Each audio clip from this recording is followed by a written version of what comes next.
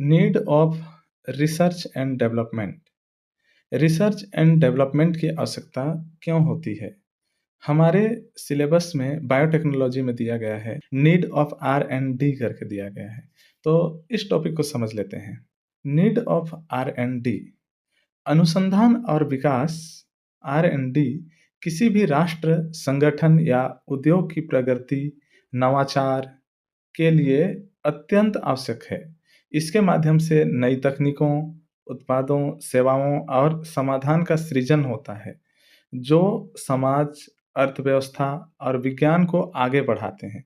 यानी कि research and development के द्वारा हम लोग किसी भी समाज या कोई इंडस्ट्री, कोई कंपनी या कोई देश, आजकल इतने आगे बढ़ते जा रहे हैं जो देश हैं, अलग-अलग देश, अलग-अलग अनुसंधान करके, अलग-अलग रिसर्च करके, ये संभव हो पाया है तो सिर्फ़ रिसर्च एंड डेवलपमेंट के कारण।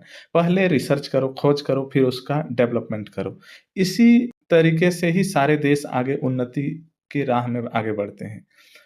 जैसे हमारे देश में भी कुछ समय पहले कोविड-19 कोरोना महामारी फैला हुआ था, जिससे बचने के लिए हमें भी रिसर्च करना पड़ा और रिसर्च करके उस रिसर्च से जो ज्ञान प्राप्त हुई, उस ज्ञान से हम लोग उसके लिए मेडिसिन डेवलप किए। तो यहाँ पर भी रिसर्च एंड डेवलपमेंट दोनों चीज़ें यूज़ किए गए थे। तो आर एंड डी किसी भी समाज के लिए या विज्ञान के लिए अत्यंत महत्वपूर्ण है। रिसर्च यानी खोजना और डेवलपमेंट यानी उससे खोजे गए ज्ञान की सहायता से हम लोग उससे रिलेटेड कोई चीज़ डेवलप करें। इस रिसर्च एंड डेवलपमेंट की आर एंड डी की आवश्यकता किन-किन जगहों पर पड़ती है, कहाँ-कहाँ पड़ती है, किन क्षेत्रों में पड़ती है, ये देख लेते हैं। पहला, नई खोजों के लिए। समाज और विज्ञान के क्षेत्रों में नई जानकारियाँ प्राप्त करने के लिए अनुसंधान आवश्यक है। जैसे हमने देखा कि समाज में या विज्ञान में, सामाजिक विज्ञान के क्षेत्र में भी और विज्ञान के क्षेत्र में भी, जीव विज्ञान के, भौतिक विज्ञान, रसायन विज्ञान के क्षेत्र में भी, सभी क्षेत्रों में नई जानकारियों की अगर हमें खोज करनी है, तो उसके लिए रिसर्च आवश्यक है, रिसर्च करना ज़रूरी है। रिसर्च से ही हम नए ज्ञान की खोज कर सकते हैं। यह हमें प्राकृतिक संसाधनों, बीमारियों, पर्यावरण आदि के बारे में गहराई से जानने में मदद करती है। क्योंकि ये जो रिसर्च होता है, ये हमें अलग-अलग प्राकृतिक संसाधन हैं, बीमारियाँ हैं, पर्यावरण हैं, सारे क्षेत्रों में रिसर्च हमें नई जानकारियाँ प्रदान करती है। तो नई खोज के लिए आर एंड डी ज़रूरी है। आगे देखते हैं, तकनीकी उन्नति के लिए विज्ञान और प्रौद्योगिकी के क्षेत्र में नए उपकरणों, मशीनों और तकनीकों का विकास भी अनुसंधान के बिना संभव नहीं है। यानी कि तकनीकी के क्षेत्र में या विज्ञान के क्षेत्र में नए-नए उपकरणों, मशीनों या अलग-अलग टेक्निक का जो खोज किया जाता है, उसमें भी रिसर्च इम्पोर्टेंट है। जैसे अभी कृषि क्षेत्र में कई सारे अलग-अलग टेक्निक, टूल डेवलप किए गए हैं, जो रिसर्च के कारण ही संभव हो पाया है। नेक्स्ट है आर्थिक विकास के लिए। नए उद्योगों की स्थापना और उत्पादकता में वृद्धि के लिए आर एंड डी का महत्वपूर्ण योगदान है। इससे रोजगार के अवसर प्राप्त होते हैं। आर्थिक विकास के लिए कहने का मतलब हमारे देश में जो आर्थिक स्रोत हैं, मुख्य रूप से वो बड़े-बड़े कंपनियाँ हैं और इन बड़े-बड़े कंपनियों में जो प्रोडक्ट तैयार होते हैं, उसके पीछे भी रिसर्च इन्वॉल्व होता है, रिसर्च एंड डेवलपमेंट। जैसे कोई एक कार कंपनी है और कार बना रही है, उसके दौरान कोई एक नए डिज़ाइन की कार बना रही है जिसकी सेल काफ़ी ज़्यादा हुई। तो उस नए डिज़ाइन की कार बनाने में भी तो उस कंपनी को रिसर्च करना पड़ा होगा और रिसर्च से जो ज्ञान मिला होगा उससे डेवलप करना पड़ा होगा। जैसे अभी इलेक्ट्रिक गाड़ियाँ आ रही हैं, तो पहले पेट्रोल या डीज़ल इंजन पे चलने वाले इंजन ही बनाए गए थे या गाड़ियाँ बनाई गई थी। अब इलेक्ट्रिक इंजन पे चलने वाले भी गाड़ियाँ बनाई जा रही हैं, डेवलप की जा रही हैं।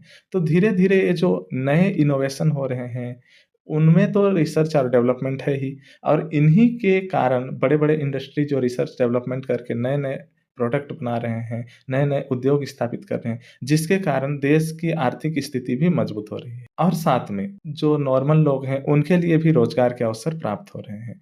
तो आर्थिक क्षेत्र में भी महत्वपूर्ण है आर एंड डी। नेक्स्ट है समस्याओं के समाधान के लिए। जलवायु परिवर्तन, रोग, ऊर्जा, संकट आदि जैसे वैश्विक समस्याओं का समाधान अनुसंधान के माध्यम से खोजा जा सकता है।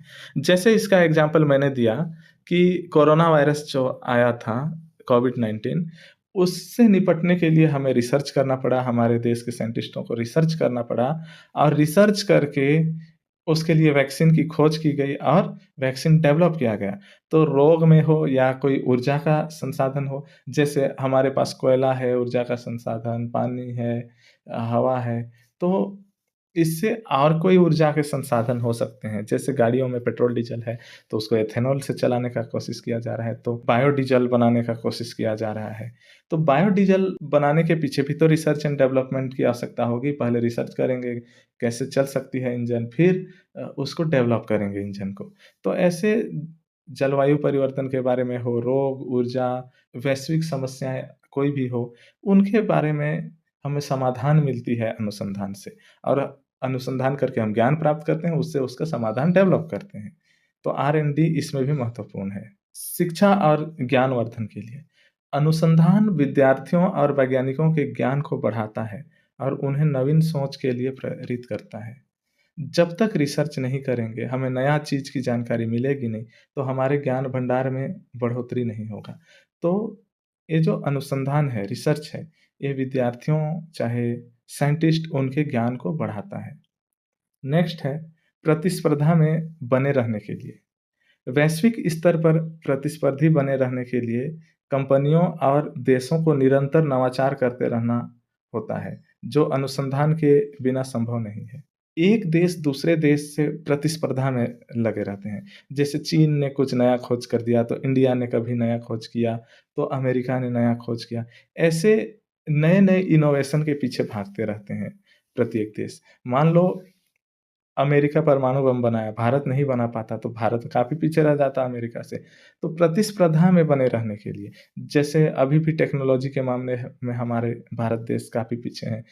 जैसे इज़राइल हमसे टेक्नोलॉजी में आगे है, कई सारे डिफेंस हथियार हमें दे रहा है, डिफेंस के लिए अलग-अलग ड्रोन दे रहे हैं। तो ये सब जो टेक्निक है, ये सब में भी अगर हम काम करें, रिसर्च करें और उसको डेवलप करें, तो हमारे पास खुद का एक डिफेंस सिस्टम हो सकता है। है भी हमारे पास डिफेंस सिस्टम पर हमें बाहर से भी लेने की आवश्यकता हो रही है, जो नहीं होगी। तो इस तरीके से हमें प्रतिस्पर्धा में बने रहना है, दुनिया भर के अलग-अलग देशों के साथ, तो हमें रिसर्च एंड डेवलपमेंट की आवश्यकता होती है। तो ये कुछ रिसर्च एंड डेवलपमेंट के आवश्यकताएँ थे, जो अलग-अलग क्षेत्रों में हमें पड़ती हैं। यहीं तक था ये टॉपिक। अगला टॉपिक हम लोग पढ़ेंगे पायलट स्केल प्रोडक्शन के बारे में।